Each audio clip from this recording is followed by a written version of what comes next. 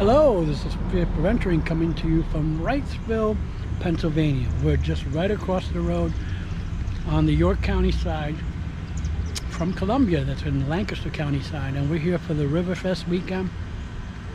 And a lot of places are open for free during this weekend. Some are paid tours, but like the trolley tour I did, that was a paid trolley tour. But without further ado, let's go inside and check out some history here in the Wrightsville Museum.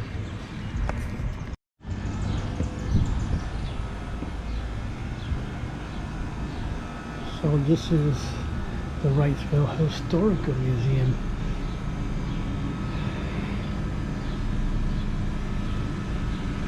So they are open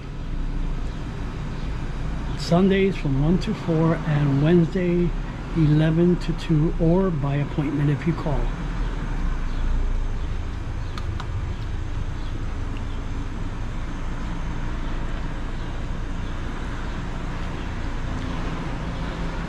It's kind of neat up there showing that. Not sure if it might be open. Okay, never mind. It's actually open already. Hello. Hello. Here to visit the museum. Do you mind signing your check. Sure. please? Thank you. Ready? Yeah. By Calvin Budding. Calvin Budding was an adjutant in the Civil War. He owned and operated quarries here in Wrightsville.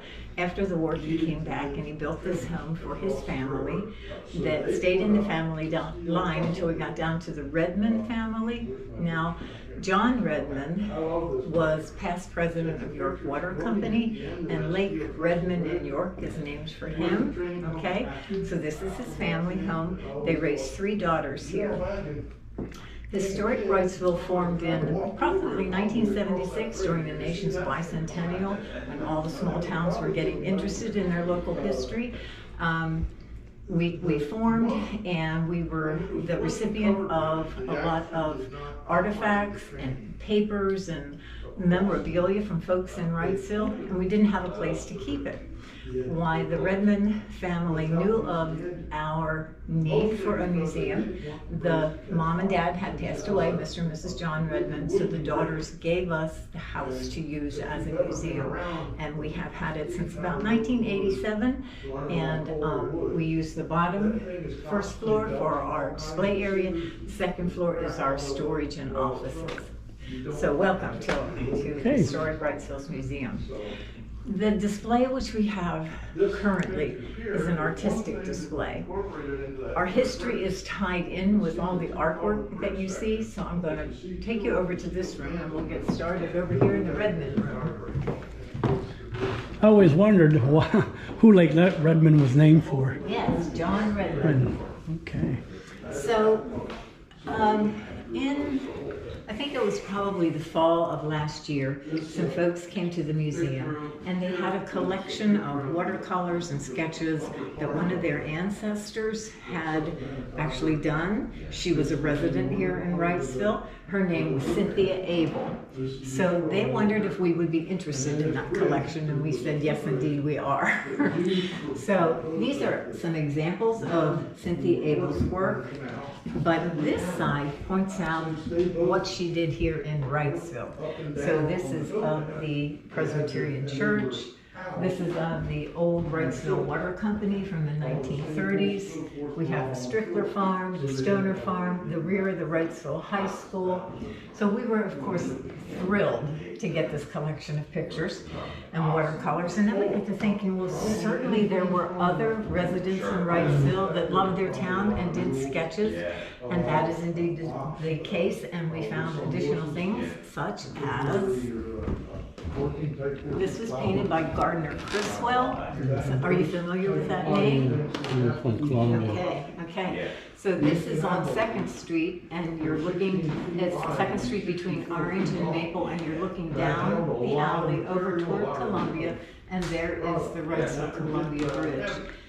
Mr. Criswell also did paintings in the 30s outside of Wrightsville. I put these in here. This is of Mississippi, this is of Alabama, and this is Georgia. And I'm not sure if he traveled there and then did those actual watercolors, or if he had some social statement that he was trying to make in terms of the differences or the similarities with communities. But we are deeply indebted to have these pictures. Yes. He put my great grandfather on one of his Christmas cards. Did he? Yeah. Oh, wonderful, wonderful. And then this artist was also from Wrightsville. Now, I do not know as much about him as Jeremy. Jeremy Young did our display. So this is Wayne Kaufman Crumling.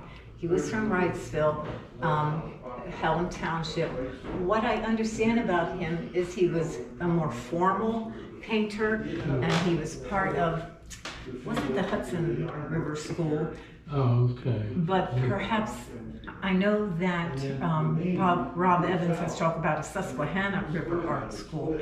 So this is one of his paintings, and it seems very, very dark, but it is of the Wrightsville Quarry. And so you can see from the postcard and from the actual photograph, Oh yeah, it was I can see now a was little bit dark. better. See the walls on the side there a little bit. Sorry, I was trying to point to this, but I had the brochures in my hand. Charles Arnold, this is an acrylic. This is possibly the abandoned Wright home that would have been down on Front Street. We think one of the earliest homes. We're not exactly sure of that. So, I've seen this picture many times.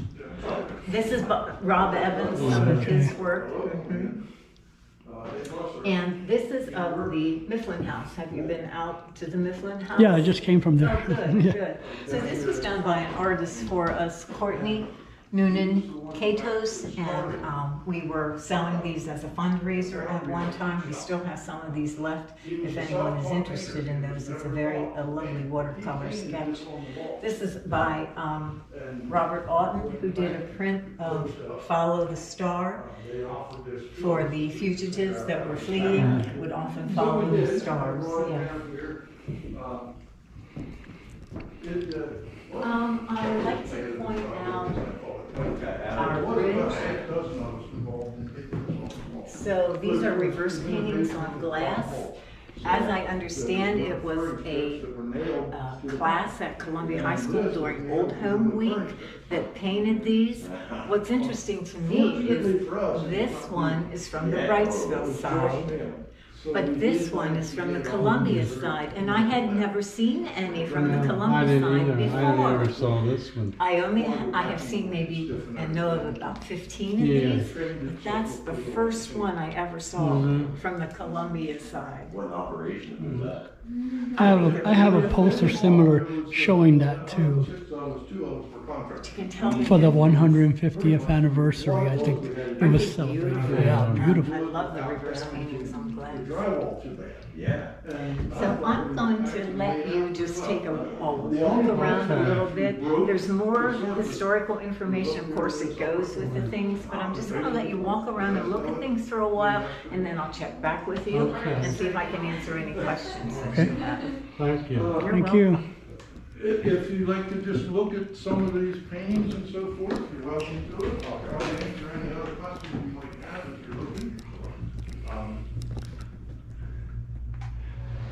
And if you want, later on, we can look into it. It's not a lot of this. So when we were over at the Mifflin House, they were discussing about some of these paintings going to be part of a museum, arts museum that's being planned to. Wow.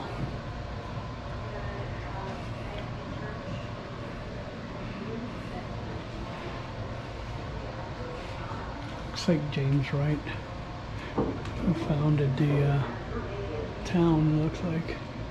So here's an original town plan for Wrightsville.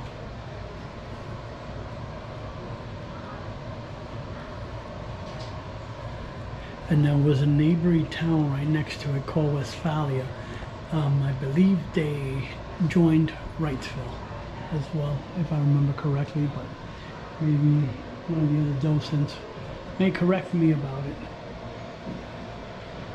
There's a picture of another town map of Wrightsville.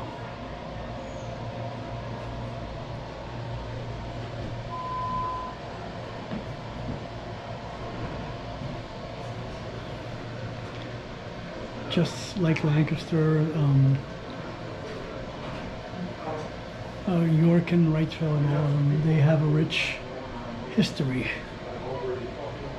I think that looks like one of the furnaces over there on the Lancaster County side,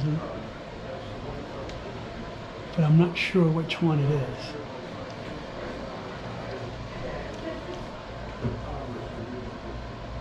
That's the Reading Iron and Coal Company. Coal breaker. The Locust Summit coal breaker up there. Okay, cool. I'm not sure how they're related, but oh, neat. And it's in a house, so obviously you're gonna see things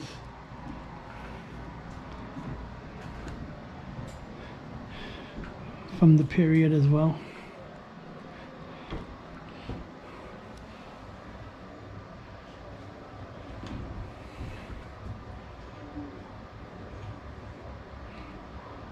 So a little bit of information about Historic Wrightsville Incorporated, who runs this.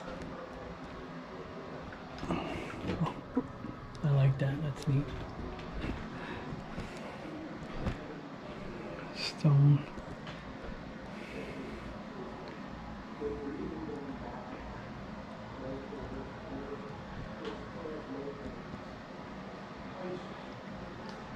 So it shows you how they rescued this home and decided to turn it into what we're currently in right now.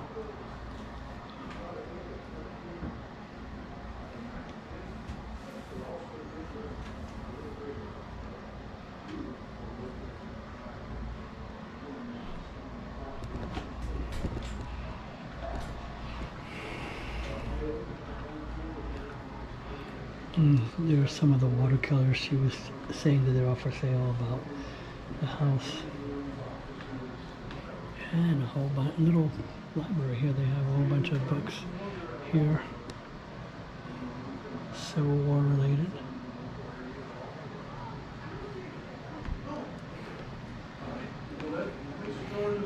Oh, they have Beyond the Burning Bridge by Scott Mingus. I have one of his other books. Wrightsville was laid out by descendants of John Wright, who owned this area over here. And there was actually originally two towns laid out. Wrightsville was on the north side of Route 462, Lincoln Highway, Pelham Street, the York Turnpike. It had many, many names over the years. That's depicted on that upper plot plan. That was Wrightsville. This lower plot plan was on the southern part of where the town is. That was a separate town called Westphalia. Okay. The two towns operated separately up until April of 1834. And the two combined, incorporated into the borough of Wrightsville. Okay. That gives you a little background on how Wrightsville started. These two towns, by the way, were laid out approximately 1811, 1812 is when they were laid out. If you look at this map in the middle of the display over here, that is an aerial view of what Wrightsville looked like in 1894. And you can see in that map, you can see the bridge as it came across, and it was basically directly in line with Helm Street, with the York Turnpike, for the travelers to be able to use that. Now the train in itself when the trains came across, they actually turned. They came in along the creek and made 2 sweeps through town to get to the bridge. Then there was a spur line that went south to this area, and there was another one that went north up into the area up here, right above the lime kilns that you see across from John Wright's restaurant now. There were other lime kilns up in that area, a little farther up and behind that. Some of the area up there also had an iron manufacturer, and it also had some foundries up in that area. So that allowed shipping for materials coming in and out for those places. And here you can see this ground along here. That's actually the towpath for the Susquehanna and Tidewater Canal. Susquehanna Tidewater Canal went from Wrightsville south to Haverty Grace, Maryland. The canal was used to bring boats shipping in and out. The Susquehanna River is the largest river in North America that's non-navigable. Ship traffic could never use it, has never been able to use it. It's too rocky, too shallow, too many sandbars.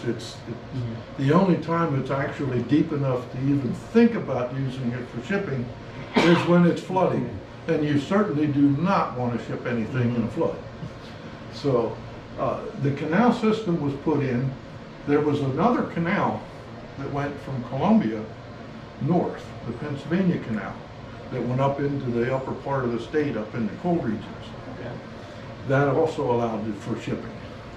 So part of the problem was the shorelines were not feasible to run the canal all the way up one side. So they had to jump across. Unfortunately, that made a little bit of a barrier to be able to maneuver the materials from one side to the other. So the second bridge that crossed the river, now that one that I showed you to start with, that was the painting, that was the first bridge. The second one was also a wood-covered bridge. That was actually moved a little farther south, and that was put on the stone piers that you can actually still see in the river now. They were put in for the second bridge. The second bridge was also the one that was burned during the Civil War to stop the advancement of the Confederate Army up to the other side of the river. When that bridge was there,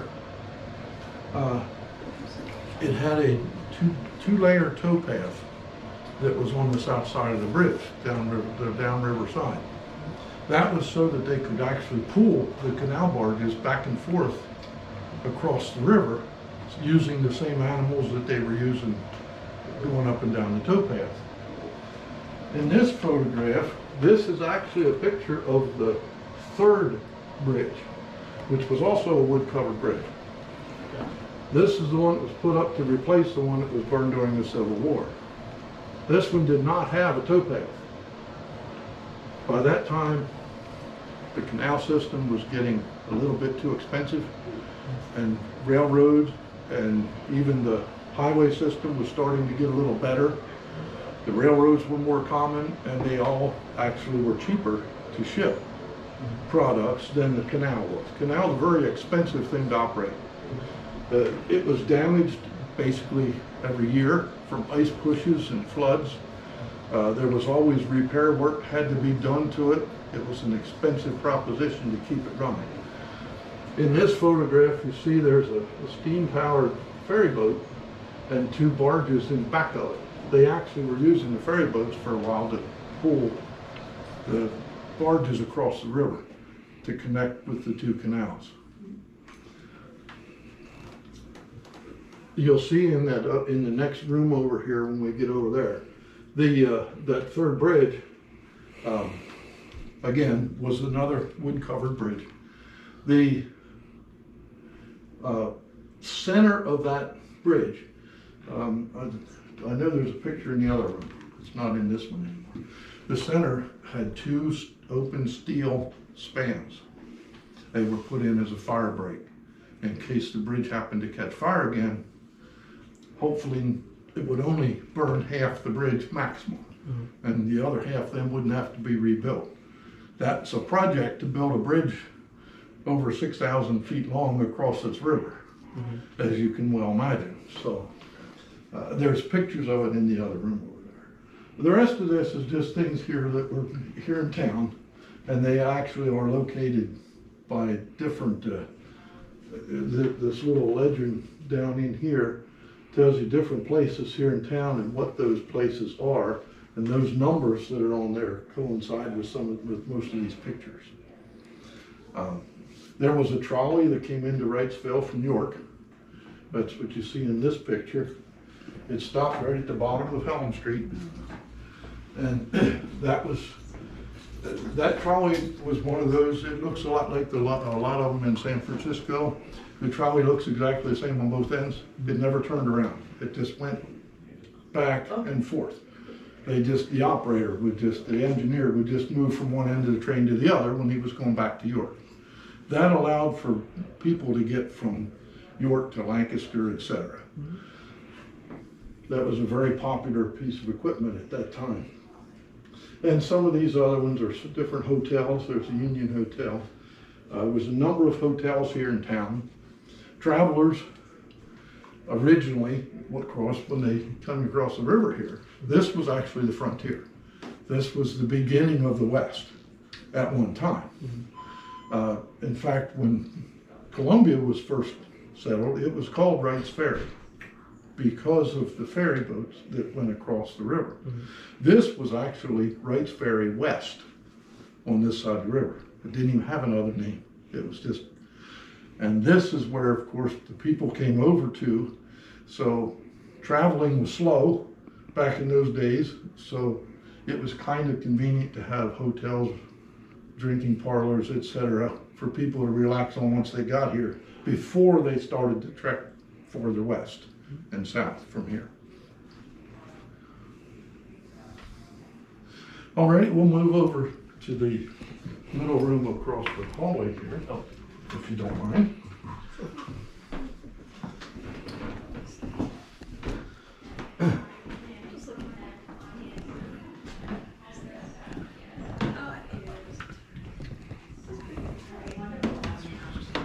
This case over here has a lot of details about the different bridges. And over here you'll see the layout and the years of the different bridges, from the first bridge up to the fifth. The fifth bridge, of course, which is the concrete arch bridge that carries 462 now. And it's the progression. But you see here in this photograph, this is the second bridge. These things are the towpaths that were on the south side of the bridge. They were stacked. One was higher than the other. That way they could run lines different lengths, and they could actually pull barges both directions at the same time. She was wondering about the In this picture down here, this is of the third bridge. This photograph shows you the third bridge when it was finished. This shows you what happened when the cyclone was finished. It pretty much destroyed the bridge. I mean, it destroyed it. All these little wooden things that you see sitting around in here, the rolling pin, this cup, all these products, they were all made from wood that at one time had been part of that bridge. It was salvaged by locals and turned into products. This photograph shows you that double steel span in the center of the bridge that was added as a fire break. Luckily, the bridge didn't catch fire. Unfortunately, the tornado blew it down. So then that one was replaced by the steel trestle bridge, which is, you can see the end of it in this picture. There's another photograph of it, two others. I like this picture. I think this is really neat, showing the front end of a locomotive coming at you through that trestle bridge. I always thought, could you imagine being a youngster and your parents were going to take you over to Columbia, and you get to the end of the bridge and you look in there and see that thing coming at you? That would, I would imagine it gave you nightmares. But anyway, this bridge, the steel trestle bridge, was a prefabricated steel panels and so forth that were already manufactured. And they were brought in by the Pennsylvania Railroad so that they could get a bridge back across so they could get their trains across. And those panels were brought in for two different bridge companies. They worked from both shorelines toward the middle, and they assembled that entire bridge in less than a month. This desk, by the way, actually to come from the Pennsylvania Railroad station that was here in town. This is a two-person desk. Both sides of the desk look exactly alike. They have the same drawers, same storage space. The two different clerks work from the same desk. This that you see here, this is actually the charter for the Grand Army of the Republic post 270 that was here in Wrightsville. This is the names of the signers of this charter. The charter itself was signed on July 13th in 1882.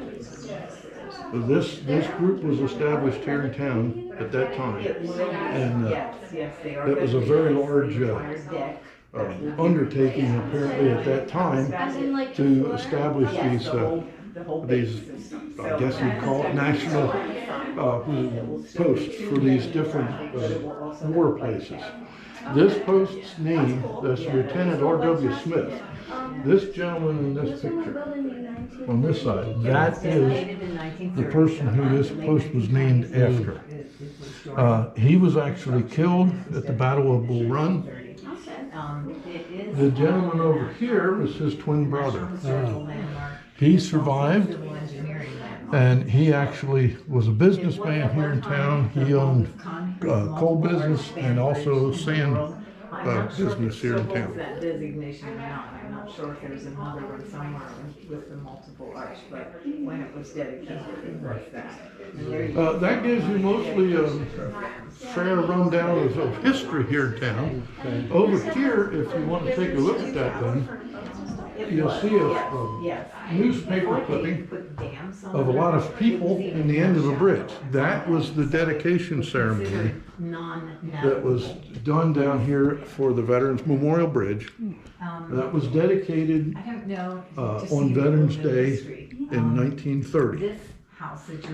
That photograph is from an article in the Philadelphia Inquirer of the big celebration. There was actually a celebration very similar to that on both ends of the bridge. The Columbia end had the Lancaster delegates, etc. This side had the York County delegates. This next to it, it says dedication. That is actually a program that was given to people during that dedication ceremony. And then down below there, that signifies the importance of the civil engineering involved in building that bridge. When that bridge was built, that was the longest multiple arch reinforced concrete bridge ever built. Don't know if it stayed that way afterwards or not, but a lot of bridge design changed after that. So it's possible that that still remains the longest. That's a very it's a very expensive, very costly way of building a bridge.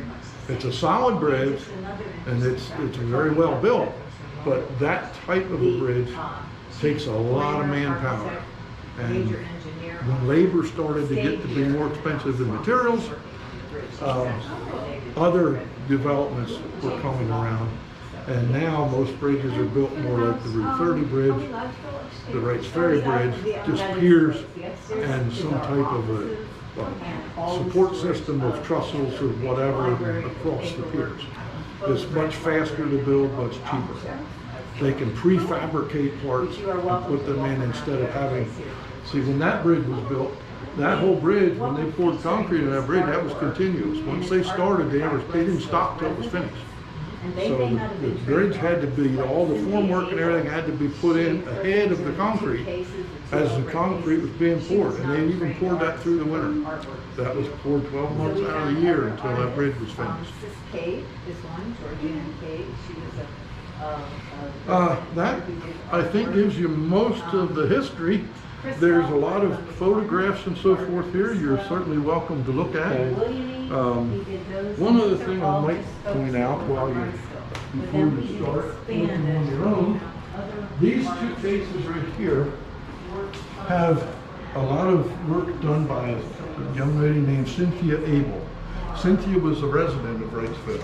She was a nurse for her profession for a number of years. All of these sketches and pictures and even these photographs were all done by her. I think she did very well. She did. Personally, I like the sketches the best. I'm not real big into paintings apparently myself, just by my taste, but I thought her sketches and so forth are very interesting. These are not necessarily pictures of here, but they're from this general vicinity. She seemed to be, I think, Amish seemed to be one of her main topics. Okay. So. Thank you so Alrighty, much for the feel free to answer. look around, and if you have any questions on anything, you can ask me. I'll see if I can answer. Well, I know that they said the First National Bank over there on the Columbia side helped fund, is it the original bridge or the second bridge? The second book. First and second. First and second, Yeah. Columbia Bridge Company. Okay. And by the way, I didn't point out this photograph right there.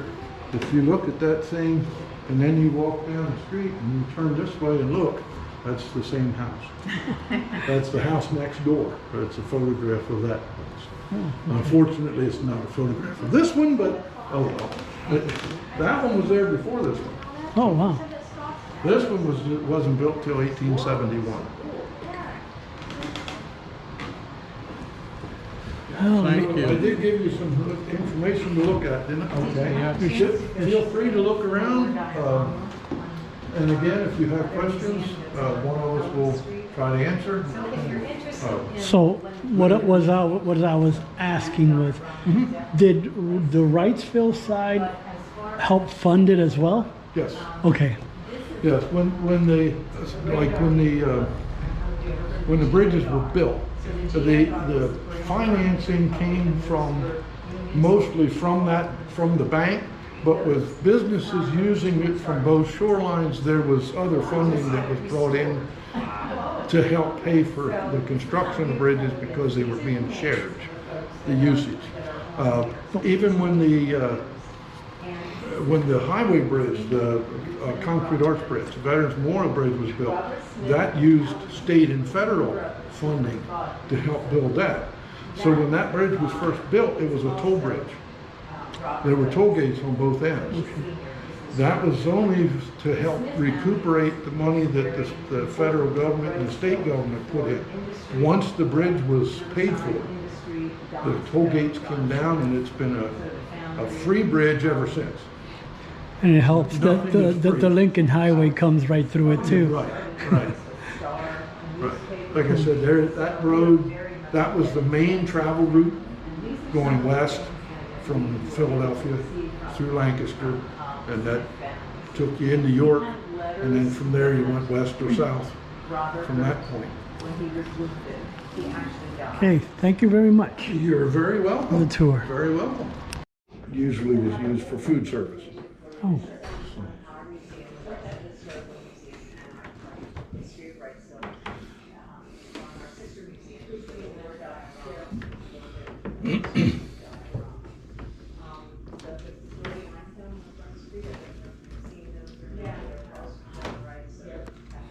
so he was discussing about the iron foundries and many of the iron businesses that were here, including Wilton Armitel, as he mentioned.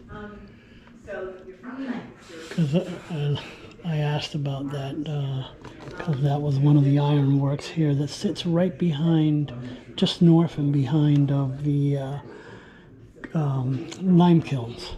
So I definitely learned something new. I didn't know that was there. And there's the spur that serviced, the railroad spur that serviced that as well. So, as you can see, this town has a lot of great little history. Not only Civil War, but it also has Revolutionary War history as well, too, because a lot of those iron works and iron furnaces and what have you, and the lime kilns served those engagements as well, the Civil War as well as the Revolutionary War.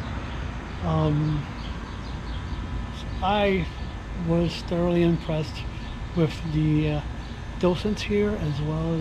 They're knowledgeable, and some of the history here that is known here as Wrightsville that I didn't know about. So I hope you enjoyed coming in and checking out this video with me, this museum with me.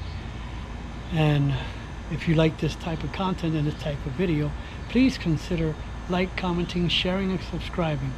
And as always, go create your own adventure.